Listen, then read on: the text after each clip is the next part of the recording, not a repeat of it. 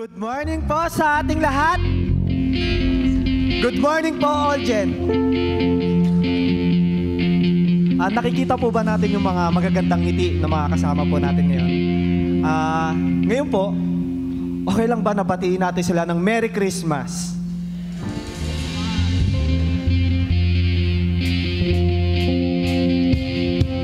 Ayan. Ngayon po ay paalala na Pasko na. At isa po siyang paalala sa ating lahat na dumating ang ating Panginoon dito sa mundo para lahat tayo ay iligtas mula sa ating mga kasalanan. Kung minsan, nawawalan tayo ng pag-asa, ang Diyos ang nagbibigay ng pag-asa sa ating lahat. Kung minsan, naghahanap tayo ng kapayapaan, ang Diyos ang nagbibigay ng kapayapaan sa ating lahat. Kung minsan, nakakaranas tayo ng lungkot, ang Diyos po ang nagbibigay ng kagalakan sa ating lahat. Kung minsan, nakakaranas po tayo ng hatred sa ating mga puso, ang Diyos po ang nagbibigay at nagpapaalala kung paano magmahal. At kung minsan po, hindi tayo makakita dahil sa mga kasalanan na gagawa natin, ang Diyos po ang nagbibigay ng liwanag sa ating buhay. Kaya ngayong umaga po, ini-encourage po namin kayong lahat na samahan kami na magpuri sa ating Panginoon ngayong umaga pong ito.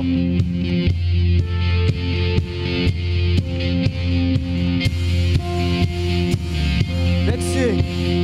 Go tell it on the mountains, over the hills and everywhere. Go tell it on the mountains that Jesus Christ is born.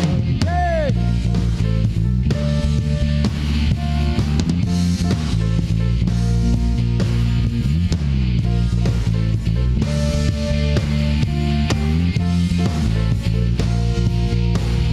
What shepherds kept their watching, or silent last by night. Behold, throughout the heavens there shone a holy light. The shepherds feared and trembled when low above the earth rang out the angels' chorus that gave the Savior's birth. Go tell it on the mountain, over the hills and everywhere. Go tell it on the mountain that Jesus Christ is born.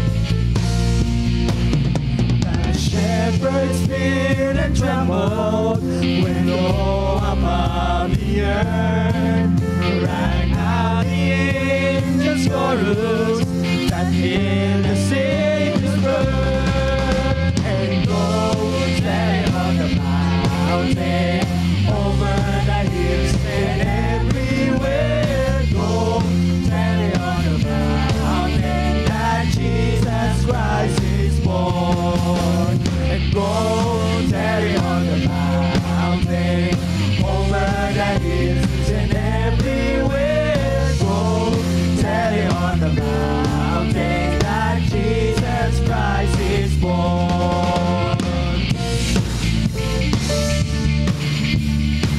Let's give our praises to our God.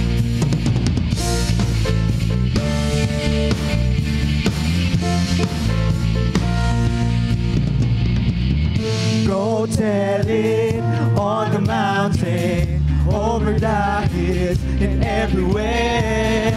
Go tell it on the mountain that Jesus Christ is born. Go tell it on the mountain, over the hills and everywhere. Go tell it on the mountain that Jesus Christ is born. Go tell it on the mountain, over the hills and everywhere. Go tell it on the mountain that Jesus Christ is born. And go tell it on the mountain, over the hills and everywhere. Go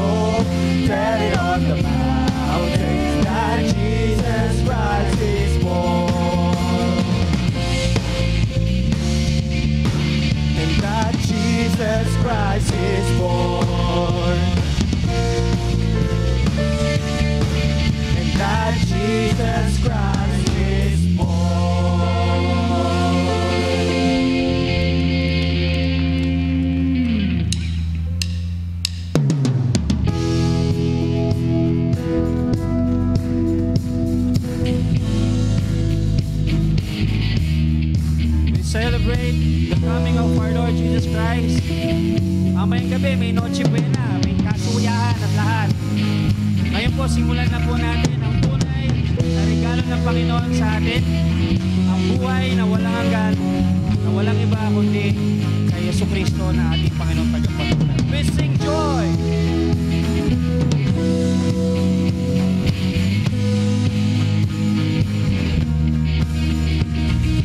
Joy to the world, the Lord is come. Let earth receive her King. Let every heart prepare Him room. And heaven and nature sing, and heaven and nature sing, and heaven and nature sing, and heaven and nature sing, and heaven and nature sing, and heaven and nature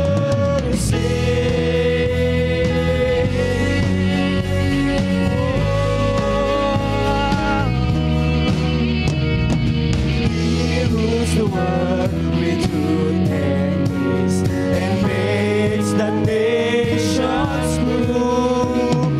The glories of His righteousness, and wonders of His love, and wonders of His love, and wonders of His love,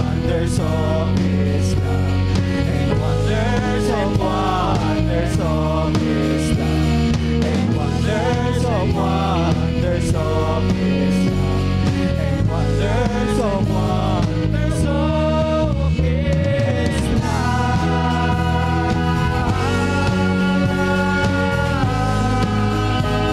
Let's sing joy, joy, endless joy.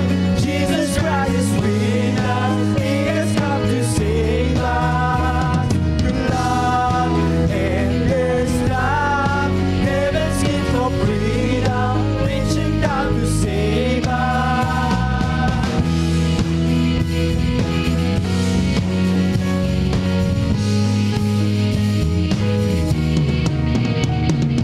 He rules the world with truth and grace, and makes the nations prove the glories of His righteousness, and wonders of His love, and wonders of His love, and wonders of His love, and wonders of His love, and wonders of His love, and wonders of His love.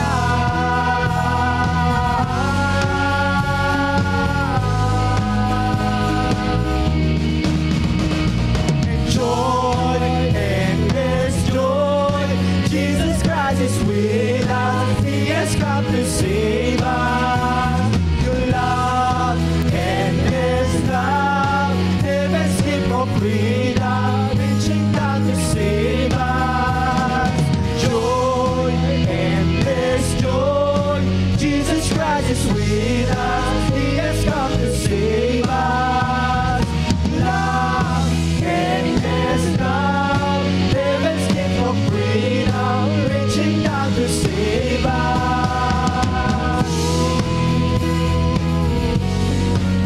We sing joy.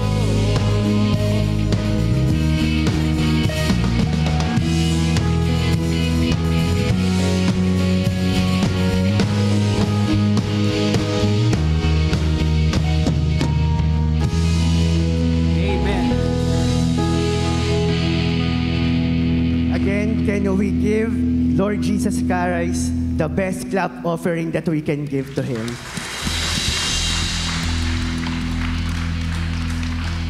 Our next song is O Come, All Ye Faithful. And the meaning of this song ay ang kwento po ng Pasko, kung saan ang mga shepherds or ang mga pastol po ay nagmamadaling hanapin ang isang bagong silang na bata, who is Jesus Christ.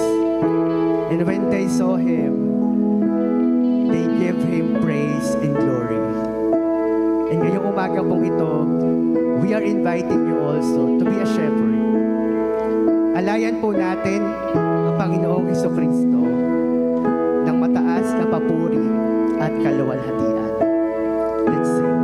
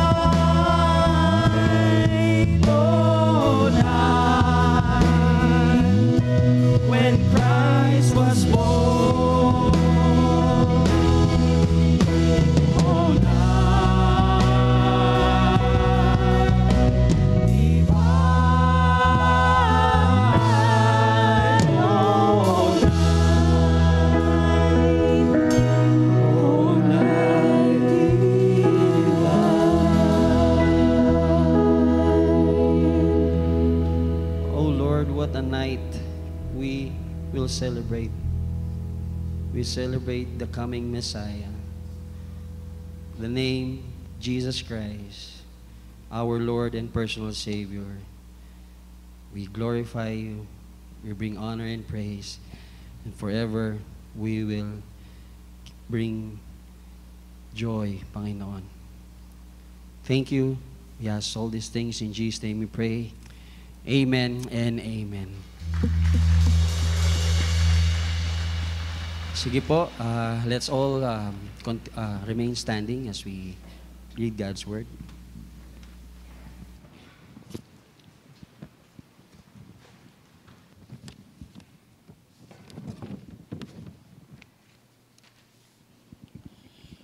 Patuloy po nating purihin ang Panginoon. Buksan po natin ang ating mga Biblia sa aklat ng Mateo, chapter 2, verse 10 to 11. Lucas, chapter 2, verse 10 to 12. And verses 28 to 32. Babasahin po natin ito ng salitan at sa huli ay sabay-sabay po natin babasahin. Simulan ko po. Ganon na lamang ang kanilang kagalakan nang makita ang bituin.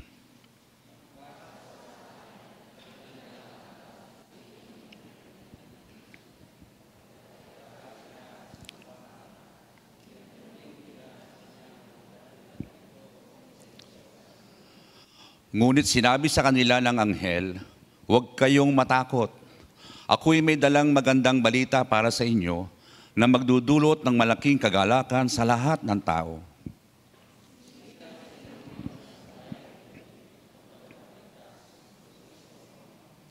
Ito ang inyong palatandaan. Matatagpuan ninyo ang isang sanggol na nababalot ng lampin at nakahiga sa isang sabsaban."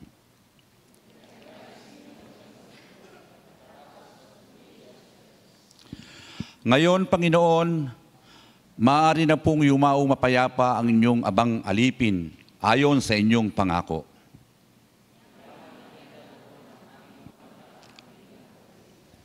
Na inyong inihanda sa harapan ng lahat ng bansa. Sabay-sabay po tayo. Ito po ay liwanag na tatanglaw sa mga hentil at magbibigay dangal sa inyong bansang Israel. Ang Diyos po magpala sa pagbabasa ng kanyang salita. Tayo po ay maaari nang umupo.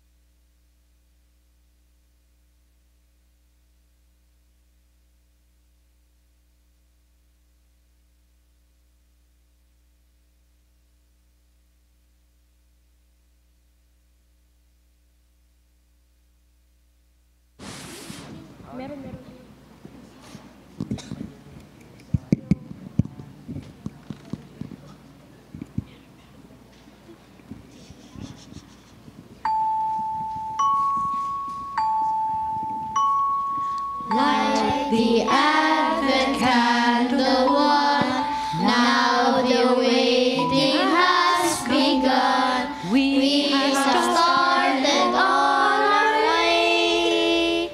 Time to think of Christmas Day. Candle, candle burn.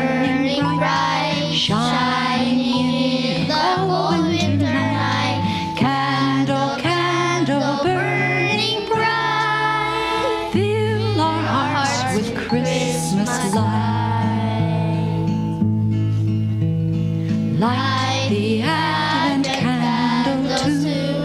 Think of humble shepherds who, filled with wonder at the sight of the child on Christmas night. Candle, candle burning bright, shining in the cold winter night. Candle, candle burning bright, fill our hearts with Christmas light. Light the Advent candle 3, think of heavenly harmony, angels singing peace on earth at the blessed Savior's birth. Candle, candle burning bright, shining in the cold winter night. Candle, candle burning bright, fill our hearts with Christmas light. Light the Advent candle 4, think of joy forevermore. Christ child in a stable born, gift of love that Christmas morn. Candle, candle burning bright, shining in the cold winter night.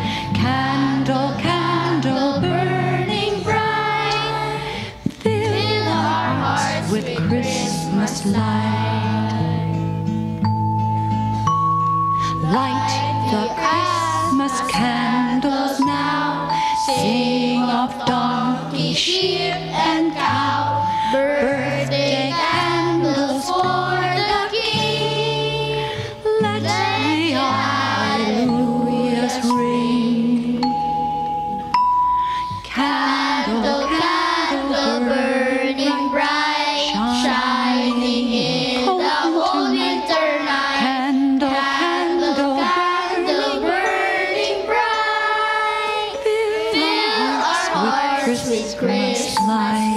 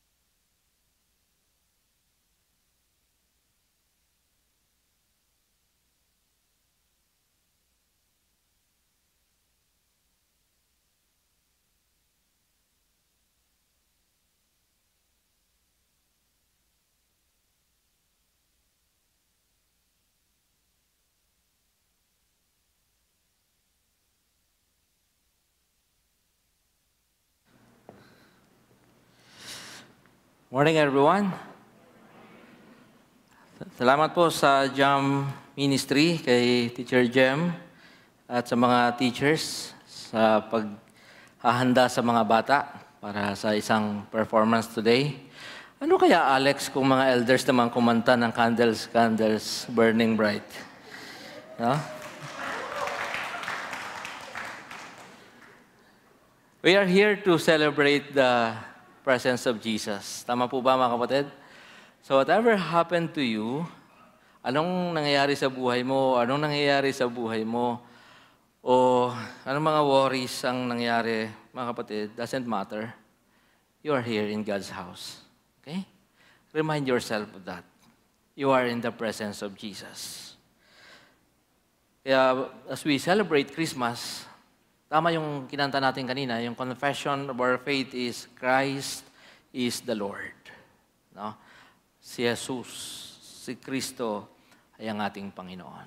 Let us bow down to Jesus. Let us pray.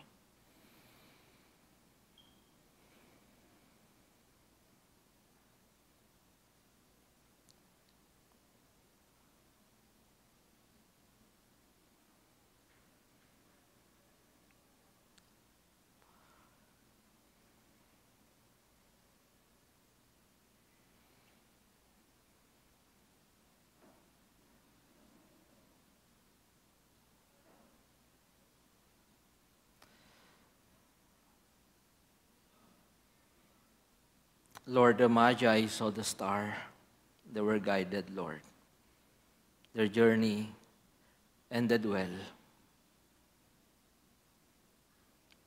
They were given the precious moment to worship you as a child. The shepherds heard the angels.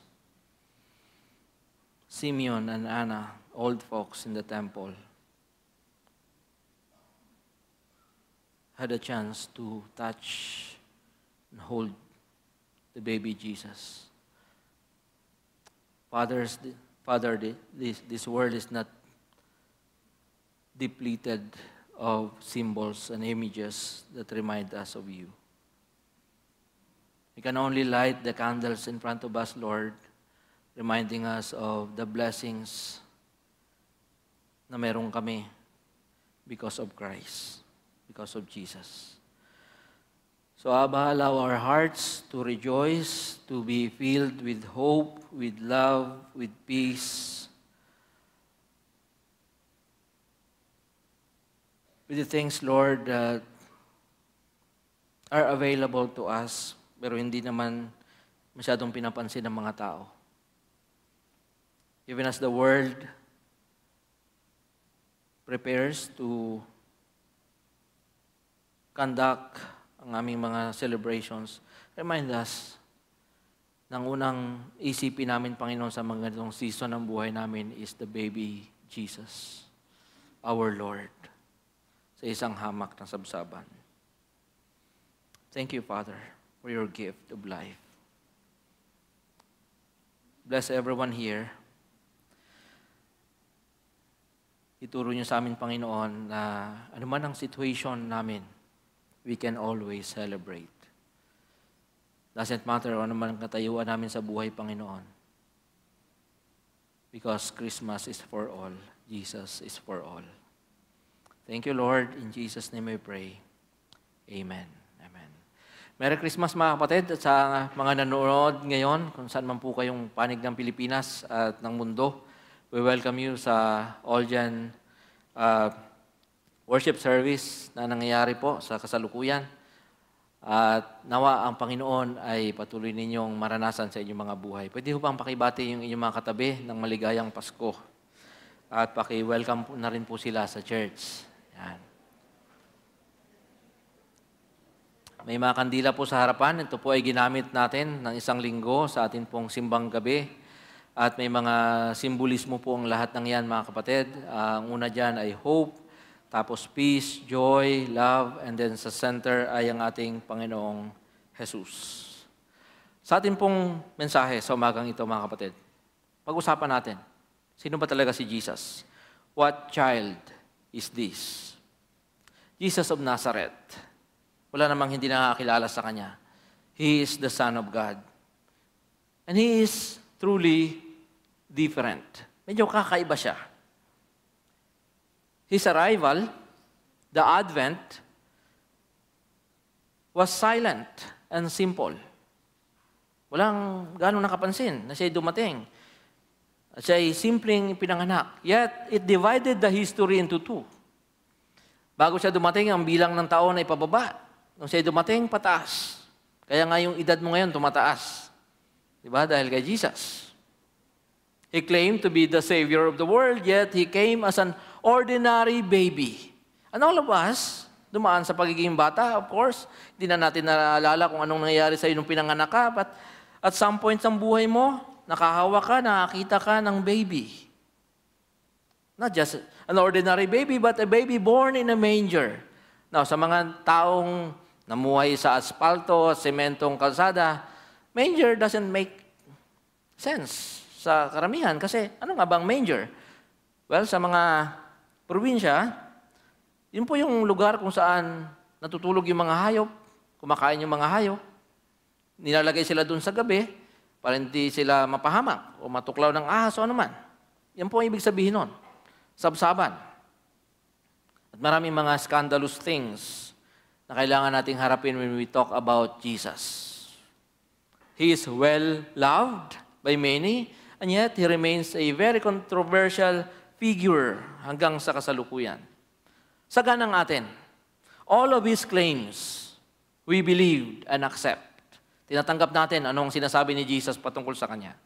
At anong sinasabi ng Bible patungkol sa Kanya. By faith, including reason, of course, we accept the teachings of Jesus as final and authoritative. Mayroong authority. Yun yung totoo. Ito yung final.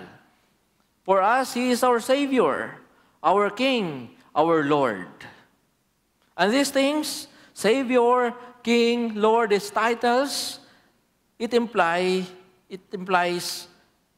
power, strength, dominion, influence. Yun yung tumatakbo sa isip mo. Authority. Pagka sinabing King, Lord, and Savior. But let us not forget that He was once a baby. Huwag mong kalilimutan yun. Na dumaan sa tamang proseso ng pagiging tao si Jesus. At isa siyang sanggol, a helpless baby, dependent on his parents. And mind you, Joseph and Mary, sila po ay first time na magkaroon ng baby. Walang experience sa pangangalaga. At pinagkatiwala sa kanila si Jesus. Yet in his status as a baby, the world was shaken. Nayanig ang buong mundo, and our destiny was forever changed. What child is this, we ask? Ano nga bang klaseng bata ito? Anong klaseng sanggol ito? And why do we celebrate His birth and His life? Tingnan natin ilang mga bagay. Number one, we talk about this child, Jesus, and our destiny. Pangalawa, we'll be talking about this child and our deficiencies, mga defect, mga pangit, mga kulang sa atin. Let's talk about that in the light of this child, Jesus, and then this child and our ultimate dream. Unahin natin yung ating destiny with Jesus. The Magi, the wise men from the east, look at the sky in amazement. Matagal nilang pinaghandaan yon. There were astrologers, they read the movements of the heavenly bodies, the stars and all that. And when they saw the star that night, they were amazed. Their excitement trumped their fear. Mas nanaig yung kanilang excitement kaysa sa kanilang pangamba o takot sa disyerto. They saddled their camels and journeyed to a faraway place just to greet the newborn king. They did this, mga kapatid, kasi nakita nila yung sign, nakita nila yung symbol of hope. A star just above the gloomy, small, and impoverished town of Bethlehem. Don't forget that Bethlehem was small, impoverished, very simple town. Hindi nga siya pinupuntahan. Wala siya sa map ng tourism noong kanilang panahon. It was a very insignificant place. But the star was there. Ano ang ilang mga bagay na pwedeng ituro sa atin ng mga wise men from the east? Na hindi nga natin alam kung ano mga pangalan nitong mga to at kung sino itong mga to. Number one, we are to be mindful of God's manifestations. Epiphany, kung gusto niyo yung medyo technical na word. Because God communicates with us in many ways. Yes, of course, we have the Bible as final. Pero maraming mga sitwasyon sa buhay na alam mong nangungusap at nagpapakita ang Diyos sa'yo. In this case, the Magi were guided by the star. And God continues to communicate with us. The question is, are we vigilant and brave enough to respond just like the Magi did? Nung nakita nila yon, dahil matagal nilang inaabangan yon, inaral nila yon, alam nila kung paano sila tutugon. Huwag nating baliwalain yung mga maliliit na mga moments ng buhay natin. Yung mga simple at mga akala mo insignificant na mga moments na nangyayari sa'yo. Frederick Buechner, for example, one of my favorite authors says, all moments are key moments. Walang simple, walang ordinaryo. Lahat yan galing sa Diyos. There are manifestations na laging lumalagpas sa ating mga kamay. Simply because we are not mindful that they are from God. The Magi did it successfully. Nakuha nila yung mensahe, the King is born. Let us travel now. Let us go to Him. Number 2, your wealth, your superior wisdom, and elevated social status must do you only one thing. Now, if you can relate with the Magi, nandiyan ka ngayon, no? Very comfortable life, blessed life, superior health, financially very maluwag, maayos. Relationship, excellent. Exceptional lahat ng nangyayari sa'yo. Maybe you want to see yourself relating to the Magi. At isa lang dapat gawin sa'yo, kapatid, ng mga bagay na to na galing sa Panginoon, and that is to bring you closer to Jesus. That's what happened to them. Tingnan niyo ito, Verse 11, Matthew chapter 2. On coming to the house, they saw the child with his mother Mary, and they bowed down and worshiped Him. These intellectuals, these influential people, these wealthy guys, they traveled the vast desert, and when they saw Jesus, they bowed down to Him. Yan ang dapat gawin sa atin ng mga success na nangyayari sa buhay natin. At anong ginawa nila? They opened their treasures and presented Him with gifts. O maraming mga klaseng mga gifts.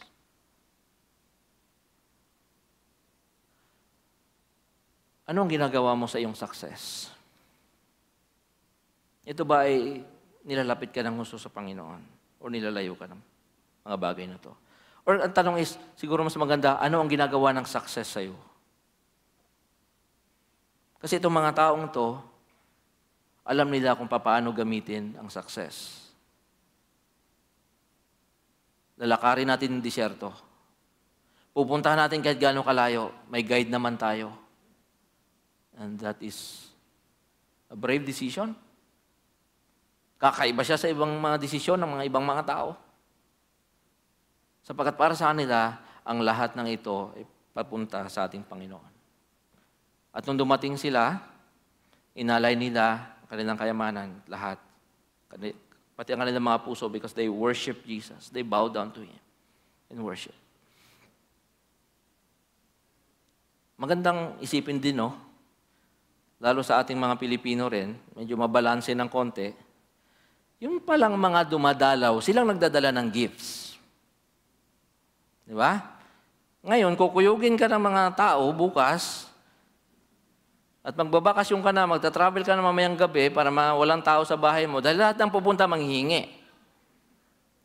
Yun yung kultura natin. Samantalang noon pala, yung dumadalaw, sila nagbibigay. So, itong gawin natin. I'll text you my address. Hindi, joke lang. So, alam mo yun, yung mga taong to, dinala sila ng kanilang success palapit kay Jesus. Sana ganun din sa atin. Pangatlo, all journeys, searchings, mga paghahanap, yung mga hindi mo maintindihan pero para ka may hinahanap. Even worship, para sa kanila, will end with Jesus. Mga bagay na to will end with Jesus. That's the purpose of life. Such is our destiny. Mga kapatid, without Jesus, the Magi will forever be wandering aimlessly in the vast desert. Paikot-ikot lang sila doon. Maybe I'm talking symbolically, no? Pero parang yan ang nangyayari sa atin. Paikot-ikot yung ating mga buhay. Nabibigatan tayo, we are burdened by the weight of our gifts and wealth, always encountering dangers. So is everyone else in this room. That's the reality of our life. We're always on the move. Nag-accumulate ka ng maraming bagay, inakyat mo yung ladder of success, para saan? That's why we're always on the move. We know that all efforts and aspirations are due to someone, not us. Marirealize mo, hindi pala ito titigil dapat sa akin. At hindi pala ito para sa akin. Ganito siya. Kung wala si Jesus, patuloy tayong maglalakbay sa kawalan, sa disyerto ng buhay at laging magtatanong, para kanino ba ang lahat ng ito? Dinala nila lahat ng kanilang kayamanan para maglakbay papunta kay Jesus. Kung wala si Jesus, anong mangyayari sa kanila?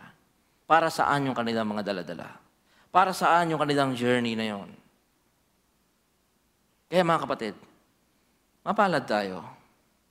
Kasi para sa atin, lahat ng yan ay pupunta, ang tuloy niyan, para sa atin, it is the child in the manger.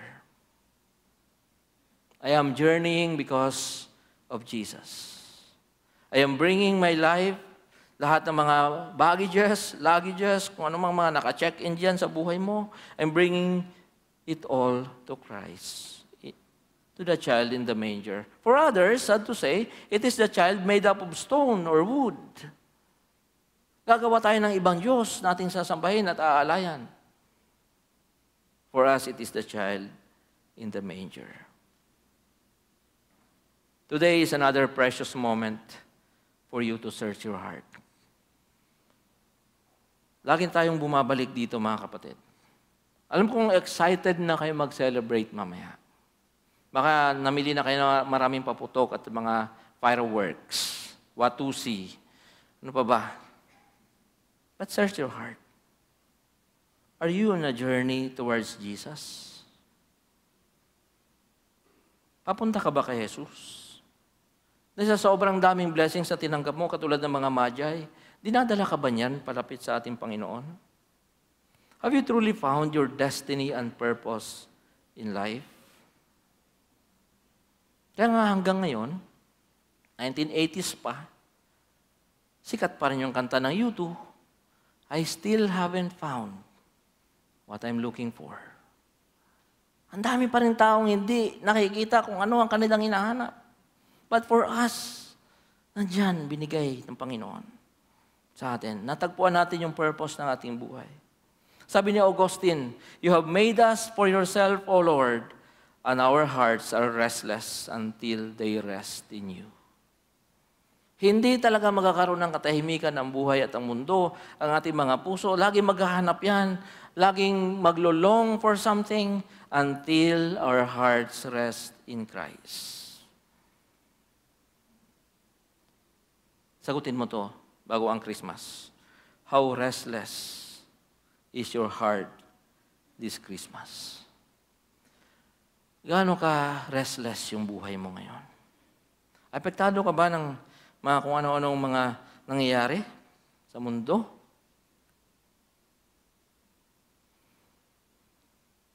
Meron bang mga sitwasyon na bibigay sa iyo ng kabigatan? Kung kailang Pasko, saka mababa ang sales sa mga businessman. Kung kailang Pasko, tumaasa ka, ilang minuto na lang, Pasko na, wala pa rin yung iyong 13th month. Bonus.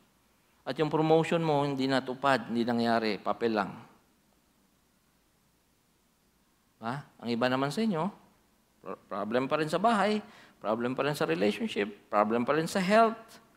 Daming issues. Are you restless today? How restless is your heart? Iba naman, di pa rin makamove on sa mga hiwalayan ng mga artista o may bago.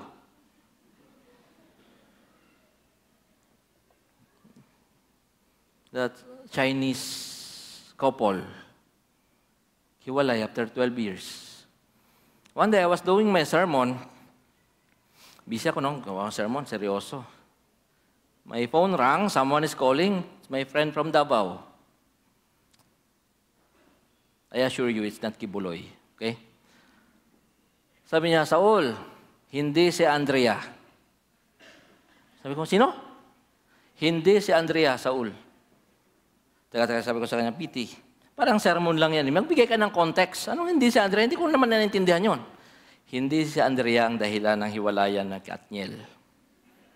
Pati mga pastor, no? Hindi ko makilala itong mga to. Anyway, find rest in Christ alone. Will you? Itong Christmas na to, find rest in Christ. Huwag mong kalilimutan that peace is available for you. Huwag mong sukatin ang celebration ng Christmas sa dami ng matatanggap mong regalo or mga hindi mo natanggap. Mas madidepress ka na. Huwag mong sukatin ang Christmas sa dami ng handa mo mamayang gabi. Find rest in Christ alone. Learn from the Magi. Ikaw na successful na tao, well-off person na nandito ngayon, be successful like the Magi. Be a successful worshiper and a servant of Christ. Be a God-honoring, wealthy person. You can honor God with your wealth. Lahat ng yan papunta sa ating Panginoon. Pangalawa, this child and our deficiencies. Bakit natin ito kailangan pag-usapan? Di ba Christmas, dapat lagi masaya lang. Ganito yan. Just before the Magi, the shepherds came first. Sila muna yung first visitors ni Jesus, not the Magi. The Magi took longer. Layo nila from the east, naglakbay pa. Kaya sabi ng Bible, pagpasok nila sa bahay. So sa bahay na, nakauwi na. Gapang-gapang na siguro si Jesus noon. Yung mga shepherds, nung pinanganak mismo si Jesus, sila yung unang dumating. Nandun sila sa sabsaban. The Magi came in the house. The shepherds napunta doon sa manger. Yun yung pagkakaiba. Mas nauna yung mga shepherds. Oh, those little rascals. Deemed as nasty, unreliable people. They were uneducated, walang social status, always poor, always in the field, not with the people, but with the sheep. Ganun sila.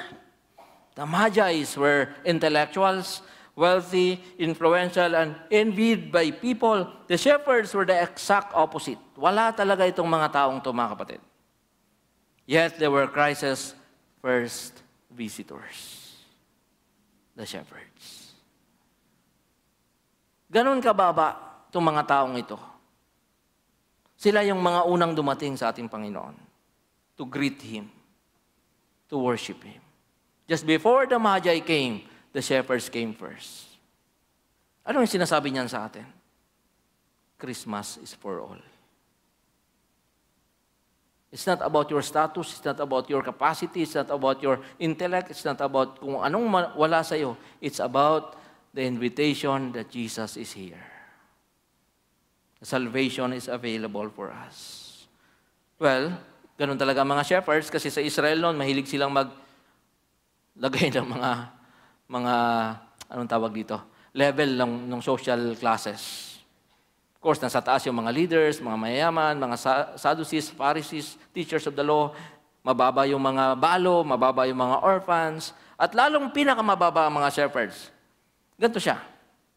Dahil sa sobrang unreliable ng mga shepherds, hindi sila pinaniniwalaan, hindi sila pinapansin. Pag naka-witness sila ng crime, hindi sila pwedeng gawing witness sa court. Because, para sa mga tao, unreliable na mga tao itong shepherds. Ganun po sila ka-ordinaryo or maybe below ordinary. Pero kakaiba ng konti. Yung mga shepherds na to sa Bethlehem. Bakit? Bagamat considered as outcast, the shepherds of Bethlehem were somehow, in a sense, special lang konti. No? Bakit po? Because they were known to care for the temple flock. These men may have also protected and cared for the lambs used in the temple sacrifice. Sikat yung mga shepherds sa Bethlehem sapagkat sa kanila ang malaking bulk galing yung mga inaalay sa templo. At mataas ang requirements yan. Unblemished, di ba? Hindi yan dapat malnourished, hindi yan dapat pilay, hindi yan dapat kulang sa timbang or sobra sa timbang o ano man. Dapat ang inaalay sa temple ay perfect na mga hayop. At sila po yung nangangalaga nun. Ganon pa man, that doesn't change the reality that they were society's nobodies. Eh ano kung ang inaalagaan ninyo, yung mga inaalay sa templo, shepherds pa rin kayo, oy. Parang ganun yung sinasabi ng society. They were human beings, but they live as if they weren't human beings. Yan yung kanilang sad story. Yan yung kanilang deficiency, yung kanilang kakulangan, yung wala sa kanila. Feeling this way today, kapatid? Para bang, ganito ka ba ngayon? Yes, Christmas is here, pero so what? Walang joy sa puso. Walang kabuhay-buhay yung ating mga isip. Dry na dry tayo spiritually. Nandito ang Christmas, and yet because of the recent events in life, you feel like an outcast, a failure. Parang mga shepherds. Kung may mga magi, may mga shepherds. And these are real people. At maaaring, hindi ko alam kung nasaang kampo tayo dyan. Magi ka ba ngayon? Or shepherd? Na nandun lang, sa labas. Laging nasa labas. Laging nasa labas. Paulit-ulit ang buhay. Routine na routine. Feeling hopeless and depressed? See the shepherds. Relate to them. Bakit mga kapatid? Because in their desperation, right there in the middle of the field, at night doing their monotonous job, an angel appeared to them. God's angel encouraged them. Yung angel, yung kanyang salita brought hope and joy to these shepherds because the Messiah is born and He was born for them. Wala kasing pinipili ang Diyos. Hindi lang siya ipinanganak para sa mga magi. Pinanganak din siya para sa mga shepherds. Christmas is for all. Christmas is for successful people like the magi, but it is also for the outcasts like the shepherds.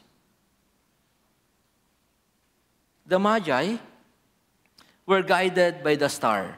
Para sa Diyos siguro, no? Sapat na sa inyo yan, matatalino kayo eh. And you can hire bodyguards to travel doon sa vast desert, ang daming tulisan doon. Pero pumunta sila, using only the star as a guide. Now imagine that. Para sa kanila, sapat na yan. Ito ngayon. The shepherds were given specific instructions. Punta kayo doon, makikita ninyo ang baby nakahiga sa sabsaban, nandun kanyang nanay, nakabalot siya ng lampin. Lest you mess up again, mapunta kayo sa ibang bahay, mapagkamalan pa kayo mga magnanakaw. Kayong mga mahinang comprehension, ito ang instruction ng angel. I see that as grace. Yung mga hindi na kailangang paliwanagan, sapat na yung star. Pero yung mga mahihina talaga, specific instructions ng Panginoon. Sinigurado lang ng angel na itong mga shepherds na to, hindi magmukhang akit bahay. At mapunta kung saan-saan. Kaya specific yung instructions sa kanila. Pero itong mga hindi pinaniniwalaan sa korte, sila yung unang nagsabing dumating ang Mesiyas.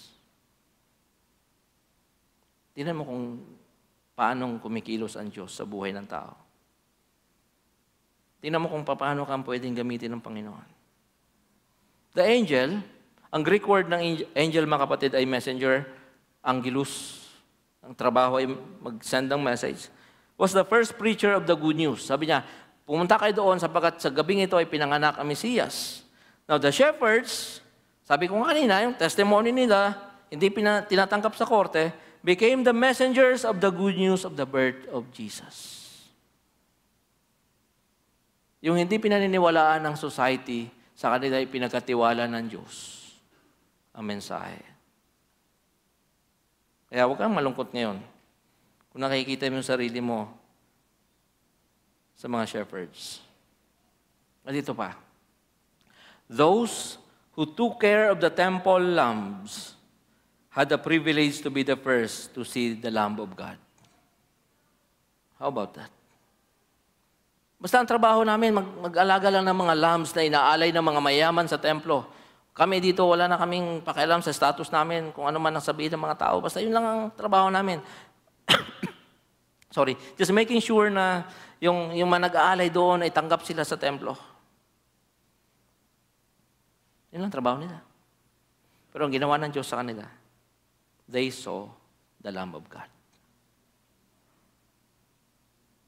Sabi ni John, who takes away the sin of the world. Kita niyo ba kung gaano kaganda yung ginagawa ng Diyos sa buhay natin?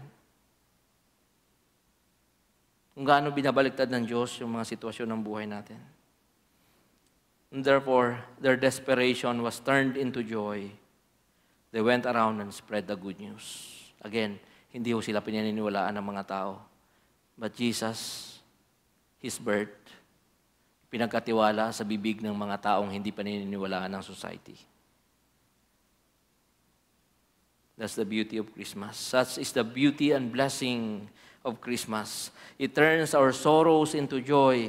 Jesus gives new meaning to our meaningless existence. Meaningless naman talaga sila eh. Pero mayroong bagong meaning sa kanilang buhay. Kasi sila yung unang nakakita sa Lamb of God. The Magi waited and witnessed the fulfillment of the long-awaited prophecy.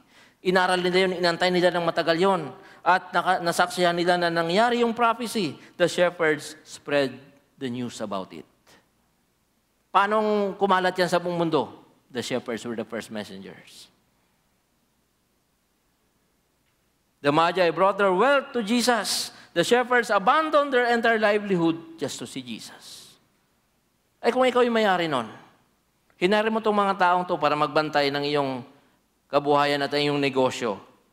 At nilayasan ng mga shepherds na to ang iyong mga tupa at pinagkakain ng mga leon at mga lobo dahil lang nag-appear sa kanila yung angel. How would you reconcile that?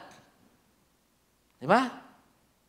The wealthy people traveled the vast desert, offered their wealth and riches to Jesus. These ordinary men abandoned their livelihood just to see Jesus. So let us celebrate this season, mga kapatid. Because Jesus came and He came for us. He came to save and deliver us. He came to give meaning and purpose to our lonely and desperate lives. Like the shepherds, ito ang encouragement ko sa iyo. Use your poverty to get near Jesus. The Magi used their wealth and influence to get near Jesus. And the shepherds also used their poverty to get near Jesus.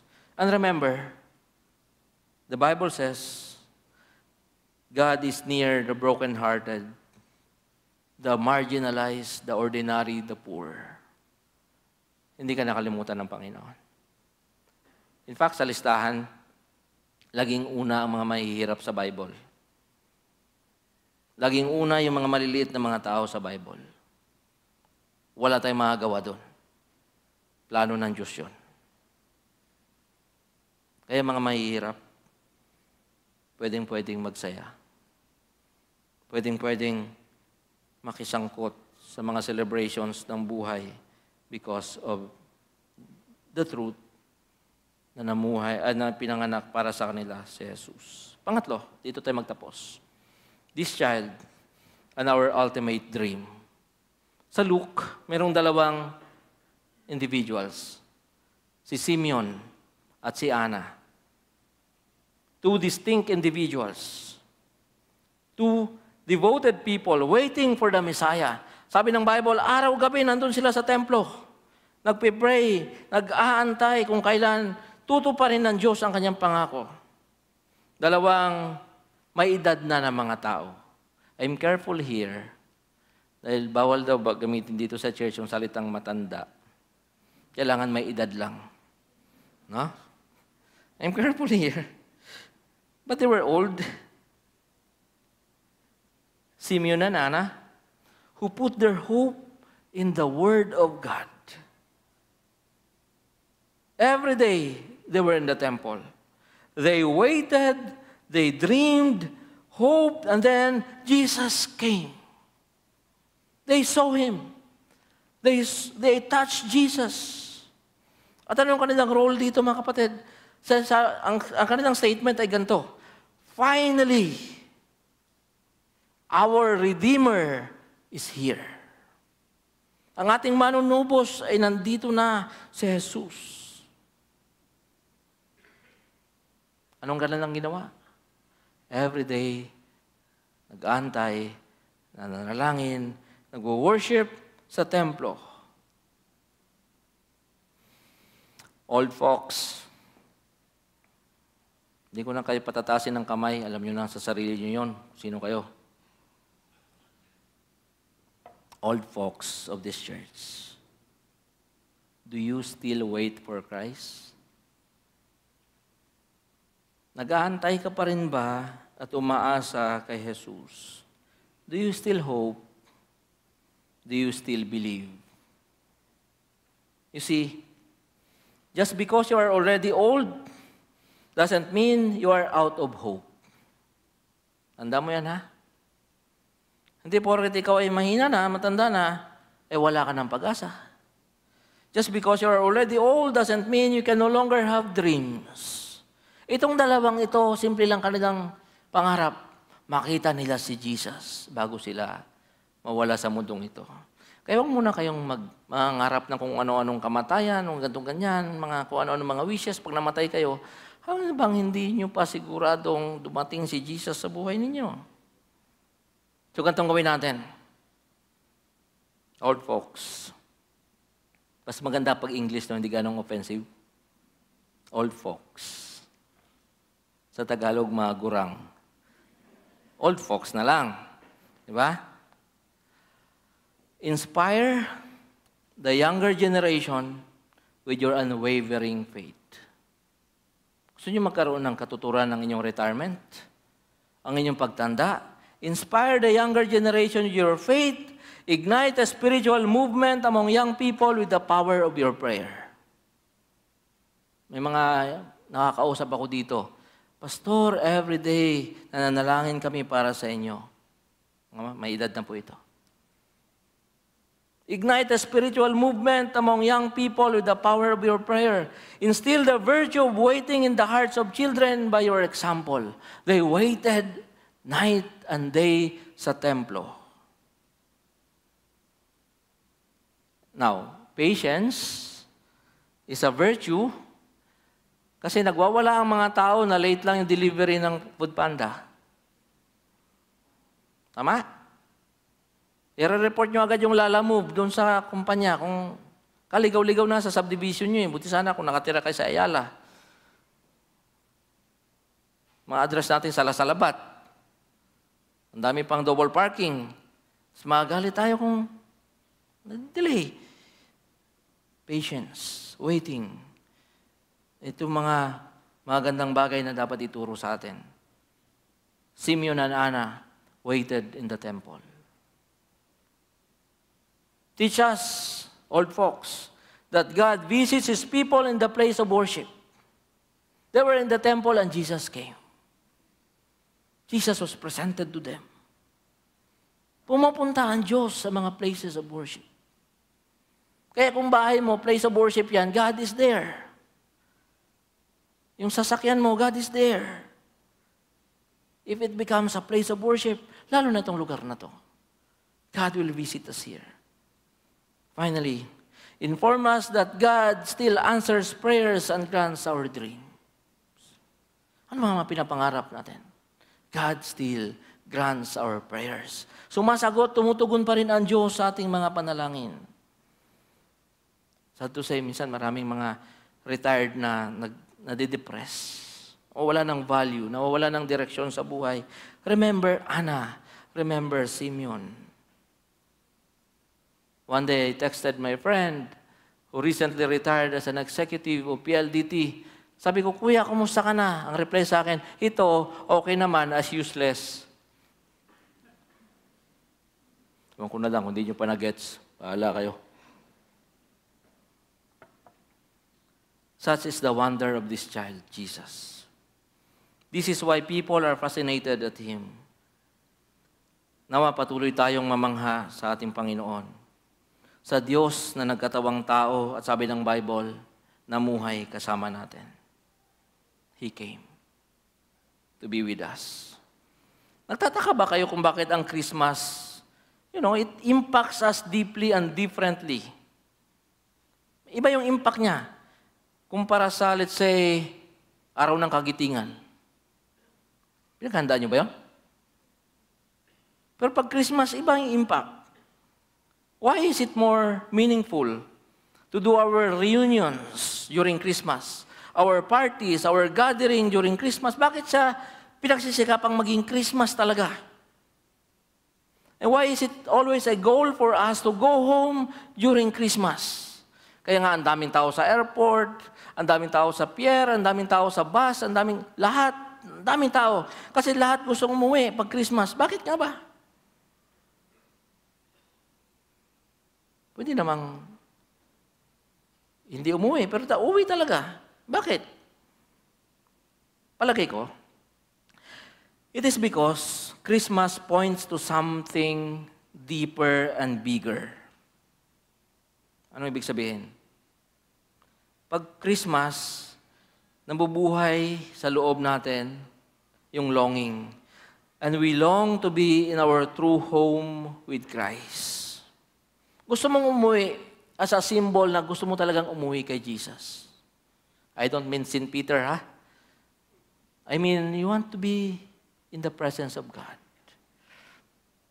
And Christ longs to be with us too.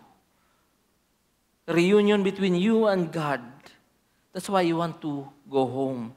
Because deep within, you want to make Jesus your home. Dumating siya noon at muli siyang babalik sa atin. And it is God who made the first step. He came to us.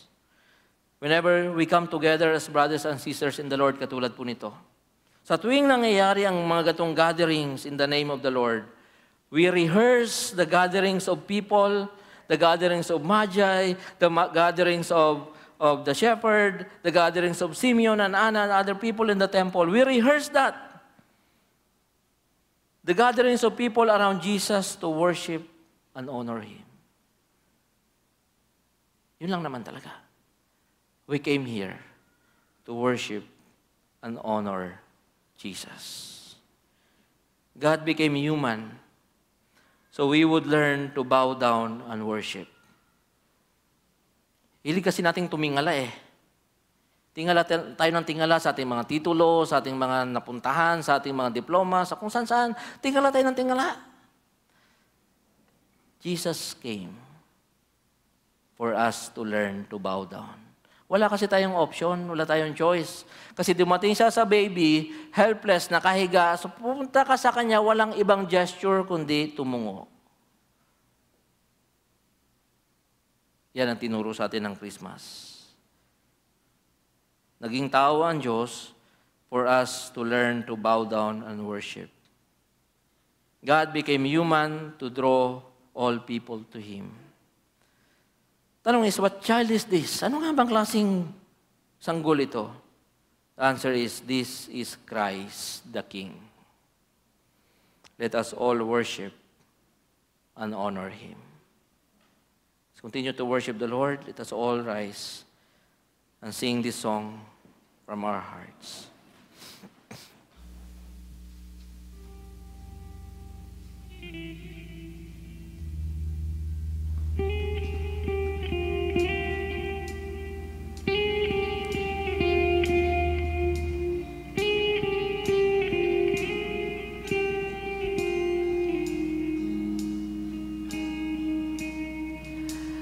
Light of the world, you step down into darkness.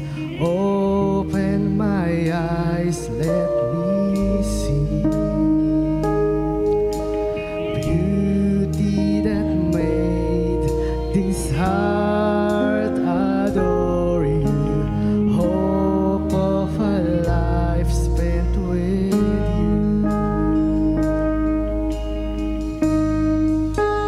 Here I am to worship,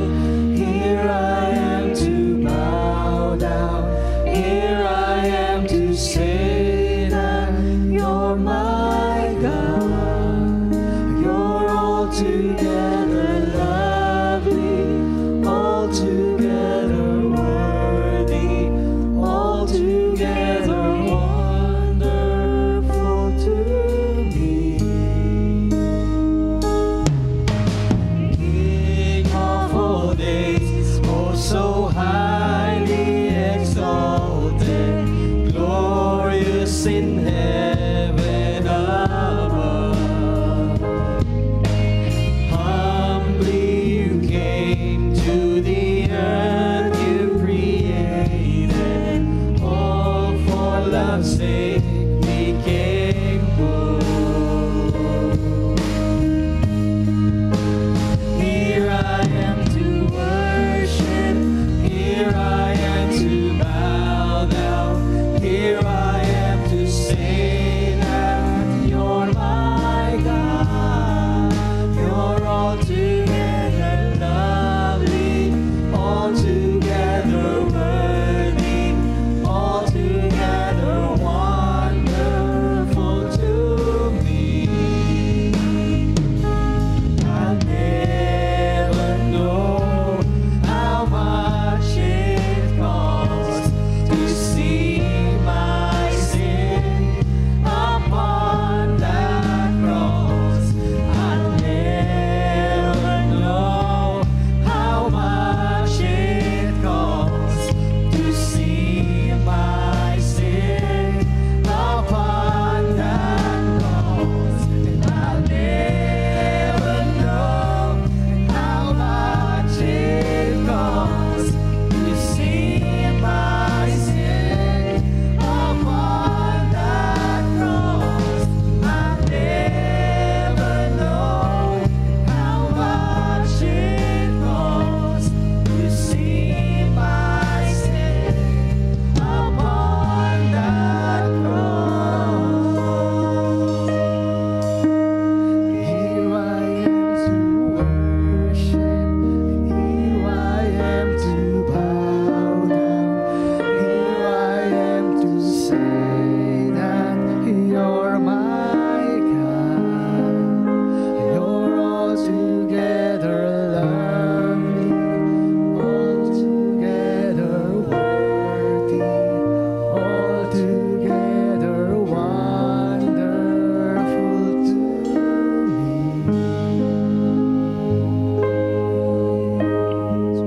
Let's continue to bow down and worship our King. Father, thank you for sending your Son Jesus,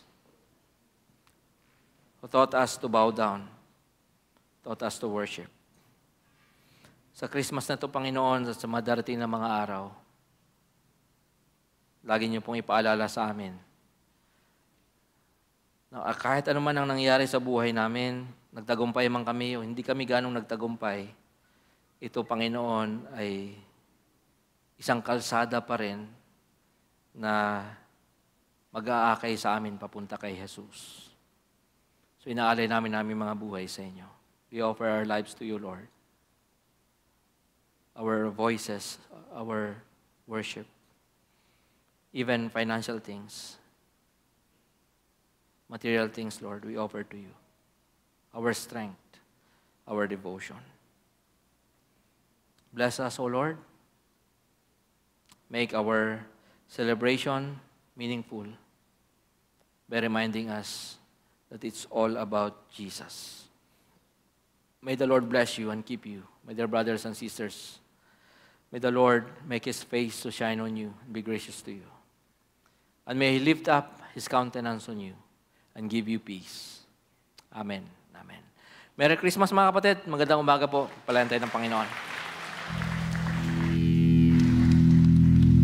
Muli po, bago po tayo maghiwa-hiwalay, patuloy po natin na papurihan ng ating Panginoon.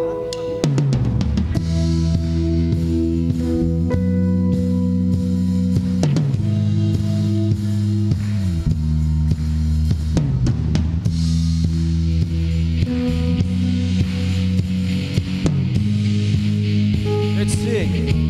And joy to the world, the Lord is come. Let earth receive her King. Let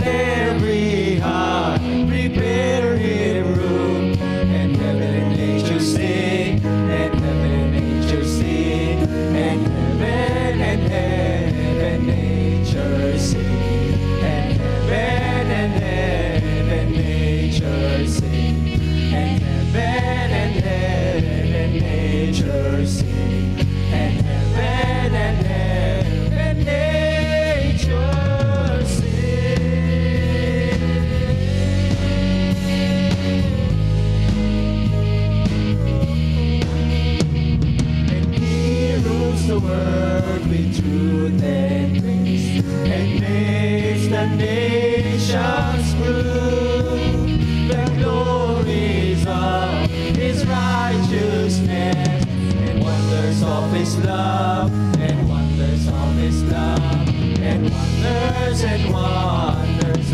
His love, and wonders of His love, and wonders of His love, and wonders of His love.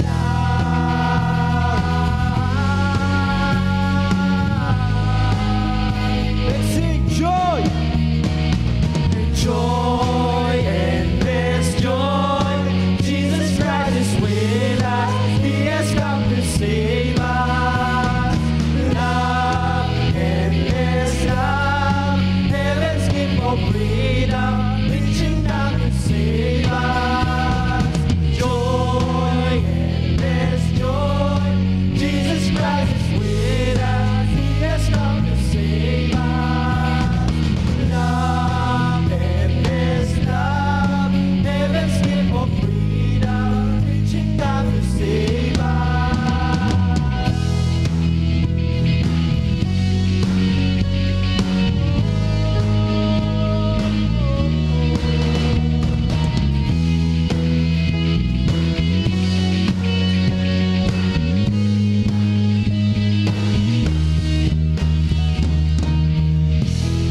God bless po sa ating lahat and Merry Christmas po.